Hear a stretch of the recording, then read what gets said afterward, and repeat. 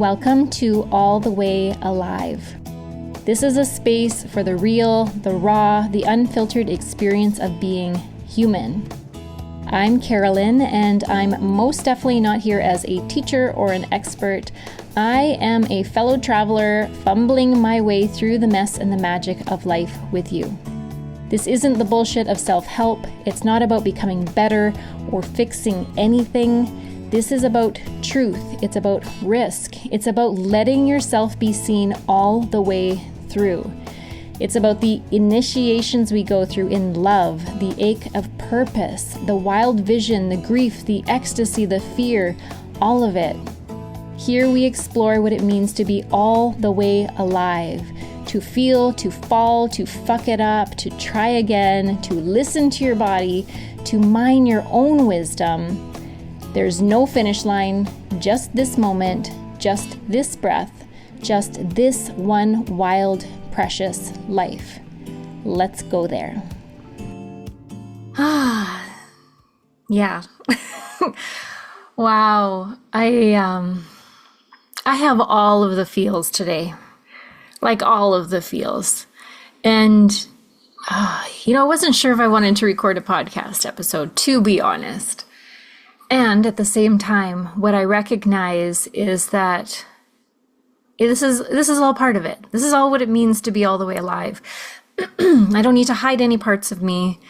I don't need to dim the feelings. Like whatever is going on is what's going on. And there's this piece of just living out loud that is really important. And so this episode is, who does she think she is? And even asking that question, I'm just like, oh my God, like it brings up so much. So let me tell you who she thinks she is first, and then we'll get into this whole roundabout mindfuck that we've got in terms of a program. So this week, after like a decade of bringing pieces together and like trying to make a flow and make something fit in terms of a book, I finally set aside the time for myself, and I was like, okay, like let's go out to this quiet place in the woods and bring it into being. And it was really beautifully held.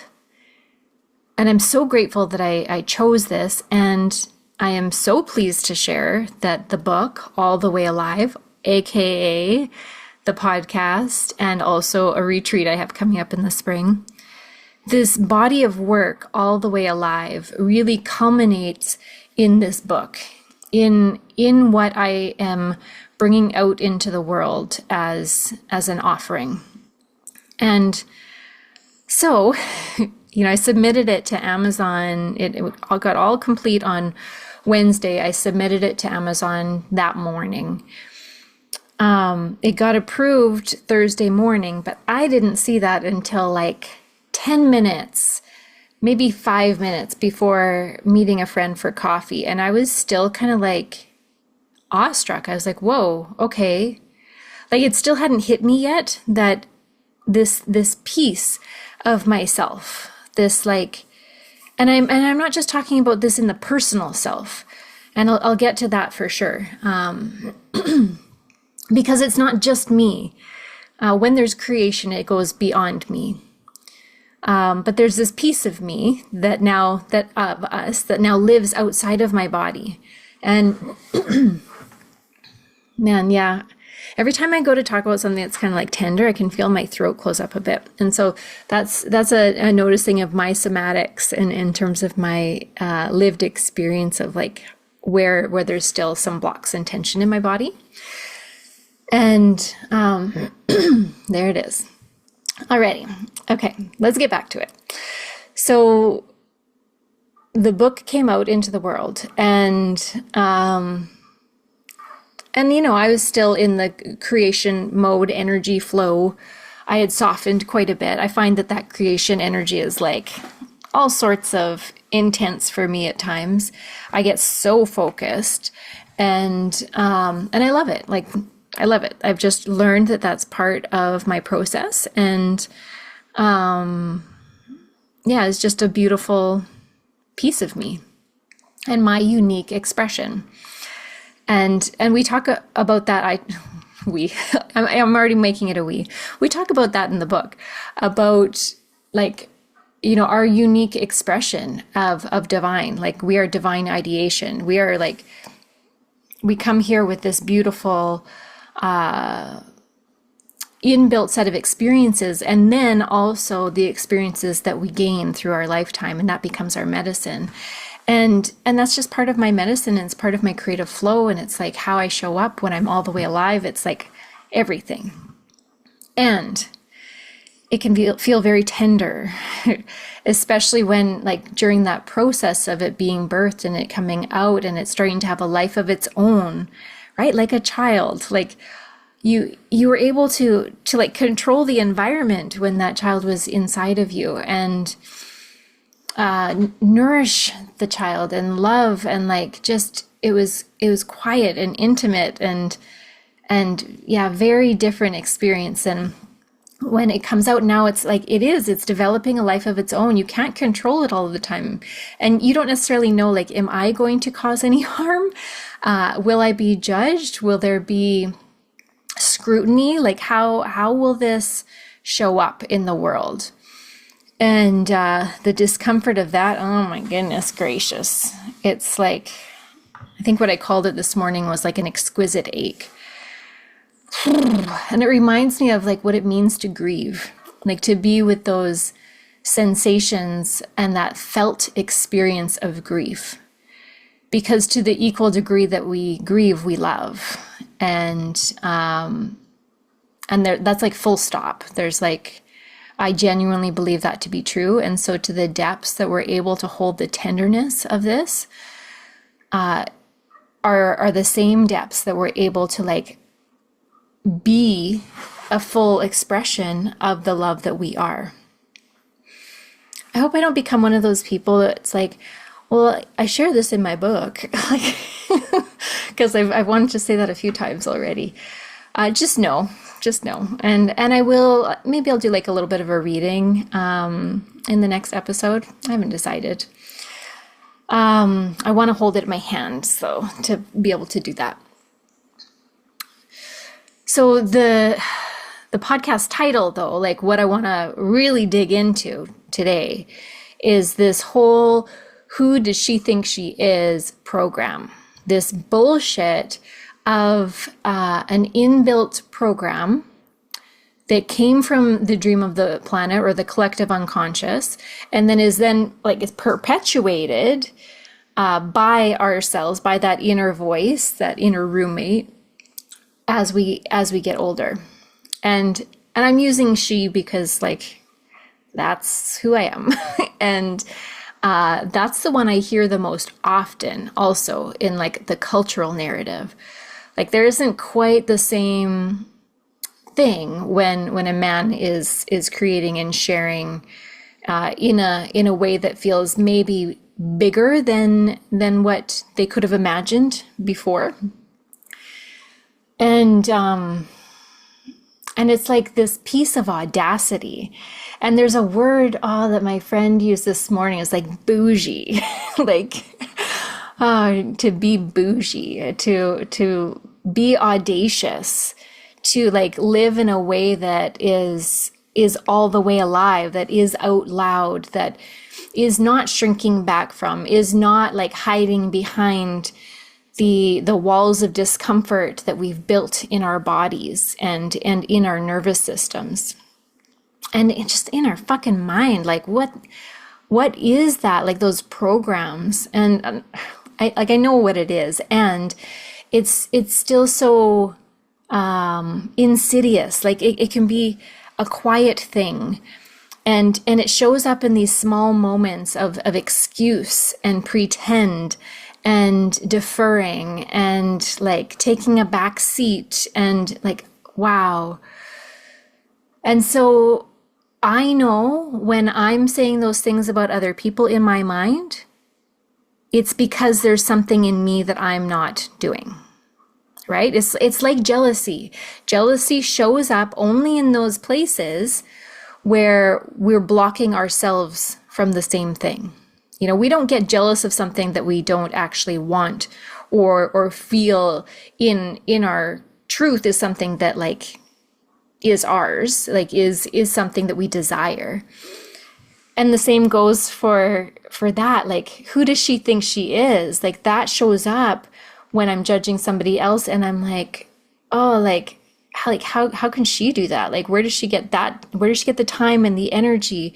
Like, she's just going to put herself out there like that. She's just going to dress like that.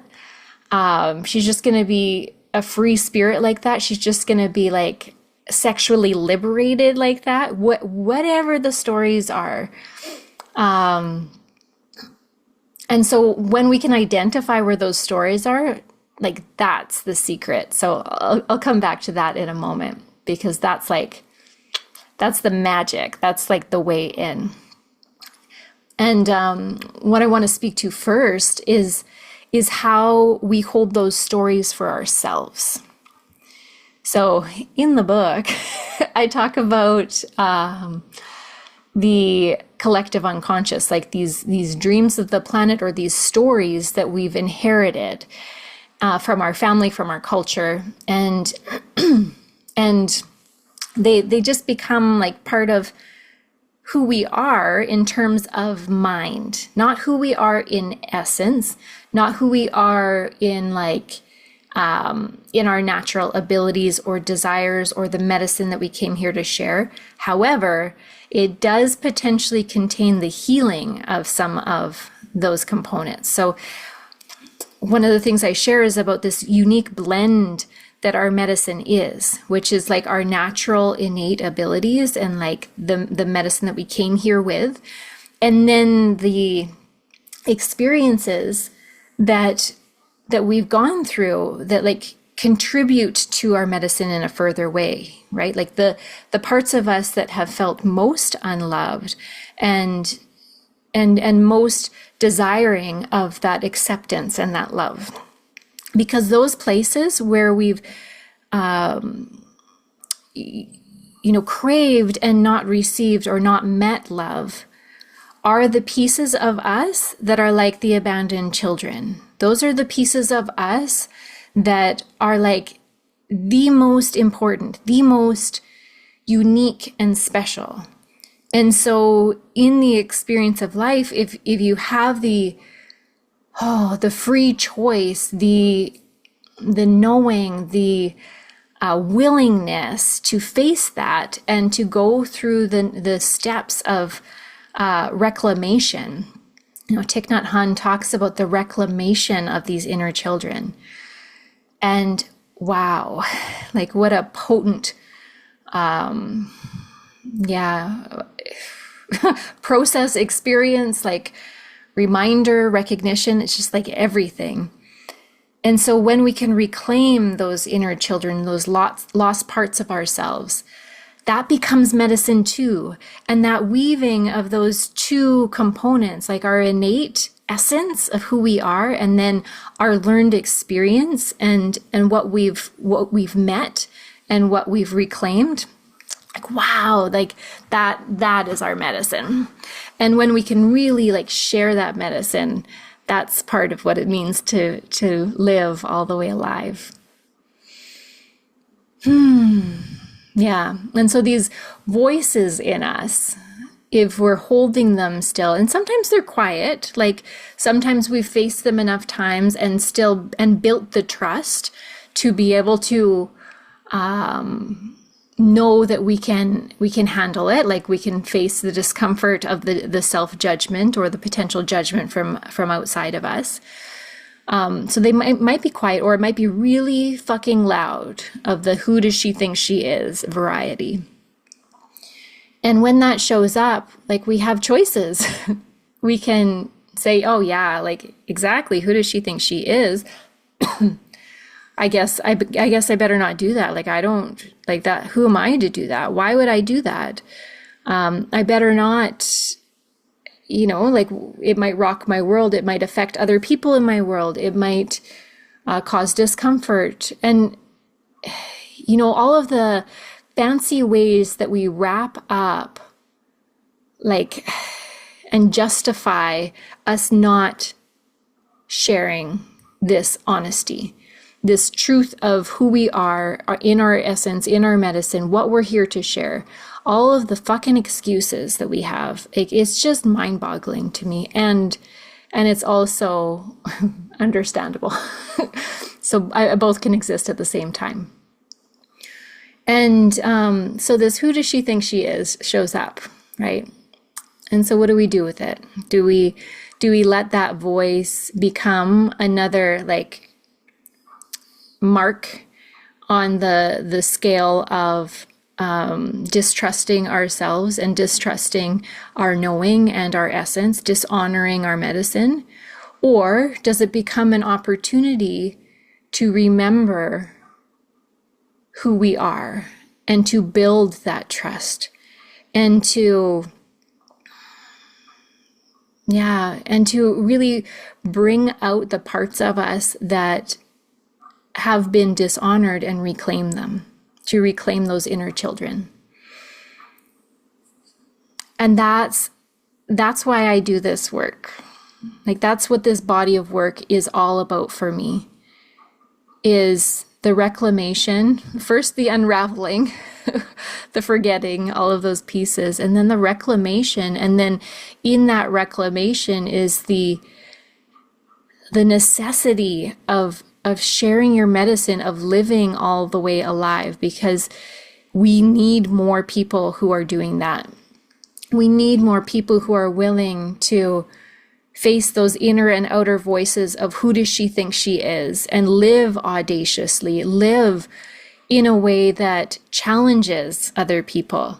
Like, man, the stories that I've held on to about, like, I just wanted to be a good girl. I just wanted to be liked. And I carried that into everything, like into my relationships and into friendships and into work, like to the point where I got so uncomfortable with any level of conflict. And so I would just keep the peace to the degree where I was completely dishonoring myself. And I had no idea what it was that I actually wanted to do, to say, to be, like none of that stuff.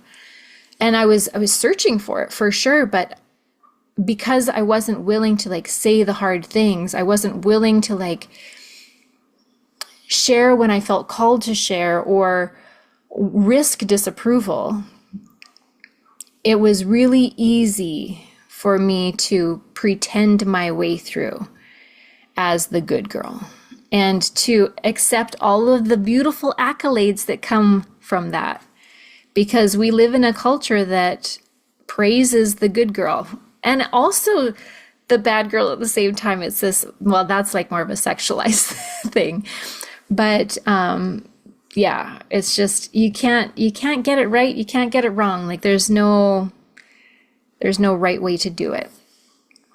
And so I was listening to a woman recently speak about this, and she was saying, you know, if you really want like to experience love, you have to be willing to experience the judgment, experience the hate. It's like when we're living out loud, we're polarizing. It's just how it works. And I think that's so important, because if there's pretend, or if we're adapting for the circumstance or the situation with other people, there is no natural filter. We're not filtering anything. Instead, we're the ones molding to the situation. And so we can't see clearly if something's right for us or not. And that eats away, that erodes the trust in ourself, in our essence, in our medicine. And it becomes watered down versions of it, which is just, it gives me the ick. It gives me like that gross feeling inside of like, who wants shitty medicine? And I'm sure we've all felt it. We've felt it in ourselves. We felt it in other people. And like, no judgment here, because this is a tough one. And so may this be for her. May this be for us. May this be for everyone who needs to share their medicine, which I genuinely believe is everybody. And so let's talk about this as the doorway in. So that place where you have that judgment of other people or yourself, like, who does she think she is? That is the invitation. That is your next step. That is the way in, right? That's not a sign to like turn around and head the other way, unless you prefer the comfort, like being comfortably numb, right? Over being all the way alive. And I get it. I spent a lot of time in that comfortably numb state. And sometimes it feels like it's just survival and that's what's needed. But there comes a time where we have that choice point, and you'll be faced with it time and again. And I can guarantee you that the first times are harder and it gets easier as you go because you build self-trust along the way. But the longer that you have been turned away from that, the longer that you have listened to that voice of who does she think she is, the more self-trust has been eroded. The harder it is to make those choices because you don't trust yourself. You don't trust your inner knowing. You don't trust that medicine, that truth that lives inside of you. And so I believe the way back in might be, it can be through grand gestures for sure, but I think it can be through small steps also. It can be through those like little ways of reclamation where we say the thing that felt uncomfortable. Maybe we reach out to a friend when we're thinking of them. Maybe we share a part of ourselves that we never have before. Or maybe it's a big, sweeping, grand gesture, massive change in our lives. I've done that, and I can say it's great and necessary at times, and it can be super destabilizing. But what I know is like you build the wings on the way down. It's just how it works. And yeah, you'll know what's true for you. But I can say with personal experience and a depth of my medicine and my honesty that it gets easier over time. And that doesn't necessarily mean that it's always comfortable. Like I had massive feels come up, but that's because I'd never done this before. I've never shared a book before. This is like a new baby. I've never given birth in this way before. And so perhaps the next time it will be easier. And the first time I started sharing via video online, same thing. I was sweating profusely and read from a prompter. Like it gets easier over time. The more self-trust you build, the more that you honor your medicine and your inner knowing and your essence, it just gets easier. And so that is the invitation. That's the doorway in. So that question, who does she think she is? When that shows up, celebrate, because you have a choice to make.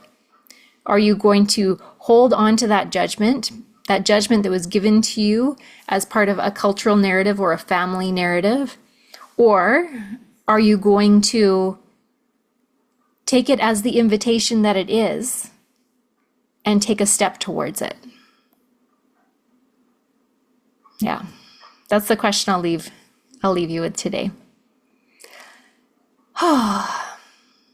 Okay, so obviously my book's out in the world, my book baby. If you'd like to, receive a copy, I would love to hear your experience of it and just any feedback. Obviously it's tender, and at the same time, like I'm open to it. It's available in like softcover and hardcover and also e-reader on Amazon. So I'll pop a link below for that. Thank you so much for being here. This is one of my favorite things to do. Like when I feel a transmission coming through, I just love the experience of sitting down at my desk and sharing. Like it just, it's me sharing my medicine. So it's part of what it means for me to be all the way alive. It just touches that piece in me that feels so in purpose. So thank you for being here. Thank you for honoring it. And yeah, sending you lots of love and many blessings.